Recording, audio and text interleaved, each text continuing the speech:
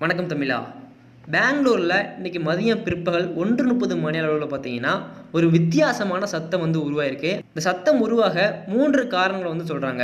ஒன்று நிலநடுக்கம் மூலிமா உருவாயிருக்கலாம். இரண்டாவது சூடான குளிரான காற்று வானத்தில் மோதி இருந்தால் அந்த மாதிரி சத்தம் உருவாகும் அப்படின்னு சொல்கிறாங்க.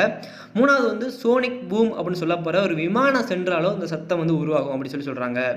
இதில் பார்த்தீங்கன்னா நிலநடுக்கம் உருவாயிருந்துச்சு அப்படின்னா கண்டிப்பாக எல்லாருமே கண்டுபிடிச்சிடலாம். ஏன்னா இத்தனை பாயிண்டில் உருவாயிருக்குன்னு சொல்கிற அளவுக்கு நம்ம டெக்னாலஜி இருக்குது. ஸோ நிலநடுக்கம் மூலியமாக சத்தம் உருவாகலை.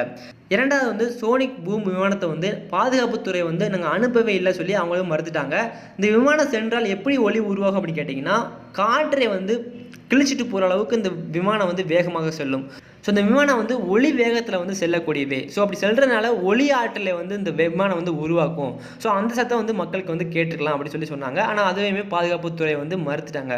ஸோ இன்னும் ஒரே ஒரு காரணம் சூடான காற்று குளிரான காற்று மோதிருக்கலாம் வானத்தில் அப்படிங்கிறது மட்டும் தான் ஒரு கருத்தாக இருக்குது. இதுவுமே அதிகாரப்பூர்வமாக உள்ள தகவல் கிடையாது.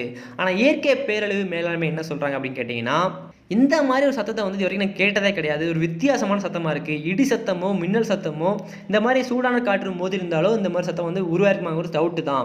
ஸோ ஆராய்ச்சி நடைபெற்றிருக்கு. ஸோ அது இப்போதைக்கு என்ன காரணத்தால் உருவாச்சு அப்படிங்கிறது தெரியல அப்படின்னு சொல்லிட்டாங்க. இதனால் எந்த ஆபத்தும் உருவாச்சான்னு கேட்டிங்கன்னா எந்த ஒரு ஆபத்துமே உருவாகலை. மக்களுக்கு சரி எந்த இடத்துக்குமே சரி எந்த ஒரு ஆபத்துமே உருவாகலை. ஆனால் சத்தம் மட்டும்தான் பெங்களூரில் சில இடத்துல நிறையவே கேட்டிருக்கு. சிசிடிவி கேமரா வீடுகளில் ஃபோனில் கூட இந்த சவுண்டை ரெக்கார்ட் பண்ணி வச்சுருக்காங்க. ஸோ இப்போதைக்கு அது அதிகாரப்பூர்வ தகவல் எதுவுமே கிடைக்கல. ஸோ அப்படி கிடச்சின்னா கண்டிப்பாக நான் அப்டேட் பண்ணுறேன். ஸோ வானத்திலேருந்து சத்தம் உருவாயிருக்கு அப்படின்னா என்ன காரணமாக இருக்கும் அப்படிங்கிறத நீங்களே சொல்லுங்கள். ஸோ வீடியோ பார்த்த அனைவருக்குமே நன்றிகள். வணக்கம். ஜெய்ஹிந்த்.